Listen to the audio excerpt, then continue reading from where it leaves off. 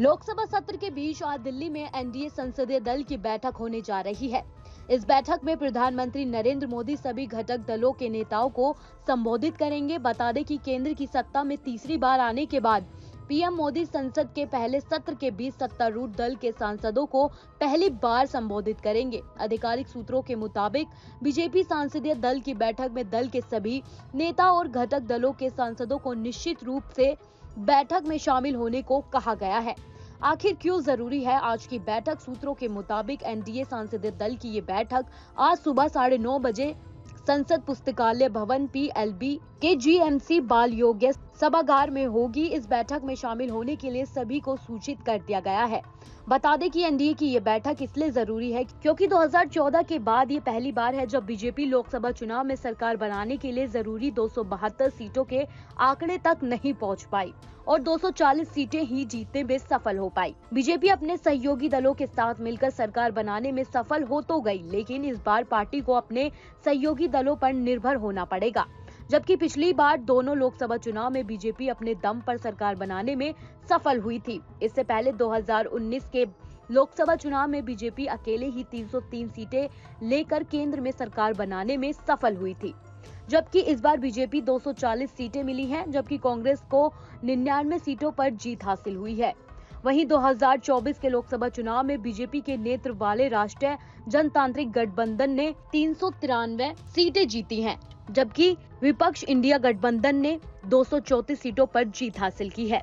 बता दें कि सोमवार को लोकसभा में विपक्ष के नेता राहुल गांधी के बयान पर जमकर हंगामा हुआ था। और जो लोग अपने आप को हिंदू कहते हैं वो 24 घंटा हिंसा हिंसा हिंसा, नफरत नफरत नफरत। बीजेपी ने राहुल गांधी पर हिंदू समुदाय का अपमान करने का आरोप लगाया।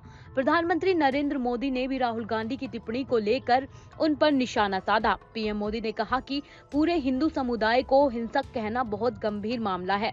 वहीं गृह मंत्री अमित शाह ने कहा कि कांग्रेस नेता को अपनी टिप्पणी के लिए माफी मांगनी चाहिए। शोर शराबा कर इतने बड़े वाकया को छिपाया नहीं जा सकता। विपक्ष के नेताजी ने कैटेगोरिकली कहा है कि जो अपने आप को हिंदू कहते हैं वो हिंसा करते हैं। करोड़ों लोग अपने आप को गर्व से हिंदू कहते हैं। अभय की बात तो इनको करने का कोई अधिकार नहीं है। आपातकाल में पूरे देश को इन्होंने भयभीत करा है। दिल्ली में दिन दहाड़े हजारों सिख भाइयों का कत्लेआम उनके शासन में हुआ है। माननीय अध्यक्ष जी, शोर शराबा कर इतने बड़े वाकया को छिपाया नहीं जा सकता। विपक्ष के नेताजी ने कैटेगोरिकली कहा है कि जो अपने आप को हिंदू कहते हैं वो हिंसा करते हैं।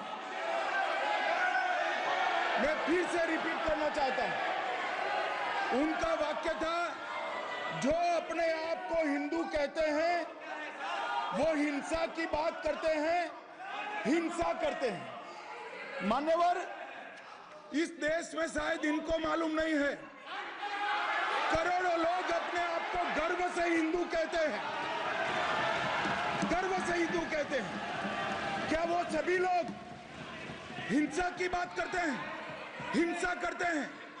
हिंसा की भावना को किसी धर्म के साथ जोड़ना और इस सदन में और संवैधानिक पद पर बैठे हुए व्यक्ति ने, मैं मानता हूं मान्यवर, उन्होंने इसकी माफी मांगनी चाहिए।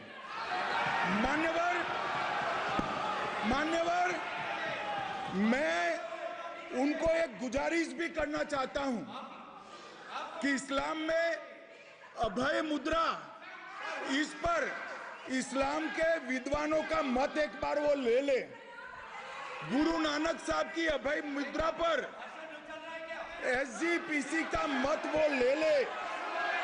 और मान्यवर, अभय की बात तो इनको करने का कोई अधिकार नहीं है। आपातकाल में पूरे देश को इन्होंने भयभीत करा है, लाखों लोगों को जेल में डाला,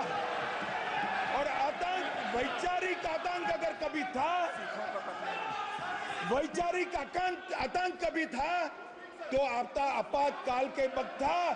और मान्यवर दिल्ली में दिन दहाड़े हजारों सिख भाइयों का कत्लेआम उनके शासन में हुआ। आज वो भय की बात कर रहे हैं। मान्यवर, मेरा आपसे आग्रह है कि श्री राहुल गांधी नेता प्रतिपक्ष पहला भाषण होने के बावजूद माफी मांगनी चाहिए, न केवल सदन, पूरे देश की माफी। ऐसी ही तमाम जानकारियों के लिए हमारे साथ बने रहें और देखते रहें न्यूज़ नेशन।